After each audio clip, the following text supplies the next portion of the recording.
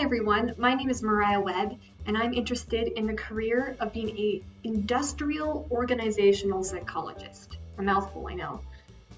Let's get started. Industrial organizational psychologists mainly work in, you guessed it, industry and the organization of things. The broad idea of it is to make organizations work more effectively. So, for one, they help coach managers and businesses and motivation and figure out how they can make their businesses or organizations work better. And this can be anything from private companies to nonprofit companies to smaller organizations as well. They can also work in the education line of work with researching and being a professor, that kind of thing. The second thing they do is they design things. So training programs, they evaluate and assess how well the company is working, and they take the action based on that, what the company needs to do to work better. The third thing is research. So researching anything from motivation to how to select employees, small group theory, labor relations, and that's, again, like I mentioned before, the education line of work I mentioned. The fourth thing is they also work with consumers. So when you work with an industry, usually they cater to consumers, and you got to make sure that this organization reaches their consumers effectively. All right, to get here, there's two kind of things. There's the business world and the academia world. So with masters, you need a master's for the basics to be an industrial organizational psychologist. And this can actually get you into the workforce working with companies. If you want to go into being a researcher in this type of way, you will probably want a doctorate program of some sort, from PhD to PsyD.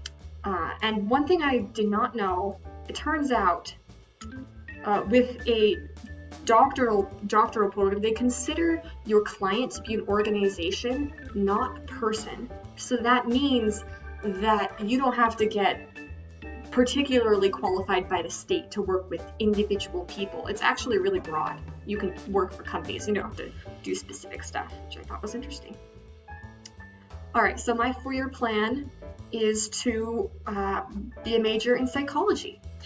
And this will, with a focus in industrial organizational psychology. And that should get me started in the right direction. If I choose to get a master's afterwards, that'll work out. My minor is a little unusual. It's piano pedagogy. And the definition of that is basically teaching kids piano. And that's something I can do anywhere at any time, and it is very flexible. So it's a good thing to know on the side for me. So why did I choose psychology? This is quite the story. So initially I read this book, and it was called Make It Stick. And it was all about educational psychology. What can we do to learn better, to be a better learner? And what are we doing wrong in classroom? What are we doing right in classrooms? And as I was talking about my passion for this, my dad mentioned that I might be interested in industrial organizational psychology, which is a similar idea, like how can we work more effectively, which is similar to how we learn more effectively. What would you know it?